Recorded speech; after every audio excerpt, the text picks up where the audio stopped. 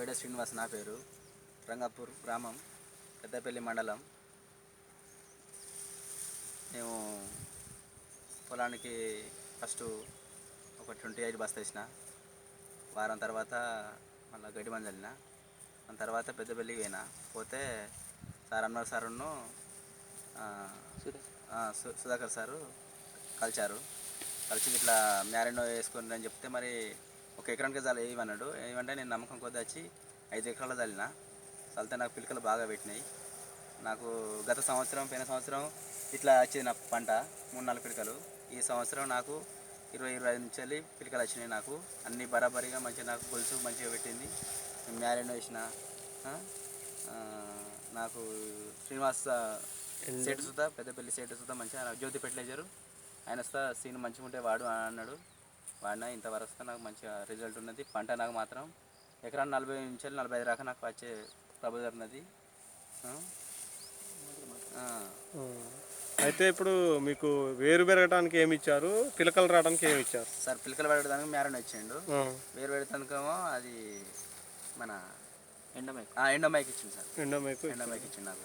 వాడిన తర్వాత నాకు దీని రిజల్ట్ మస్తున్నది సార్.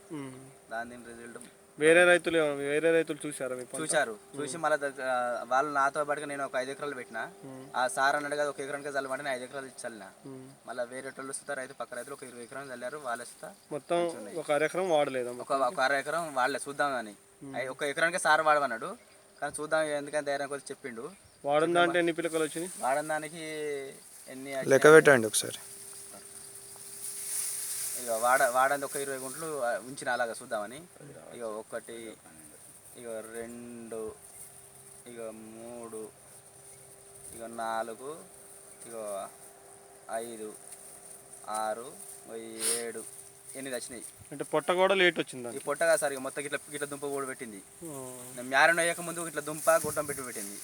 అదే ఇక మ్యారినో వేసిన లెక్క పెట్టింది. ఇక మ్యారినో వేసిన, ఎండోమైక్ వేసిన 1, ఇక 2, ఇక 3, ఇక 4, ఇక 5, ఇక 6, 7, 8, 9, 10, 11, 12, 13, 14, 15, 16,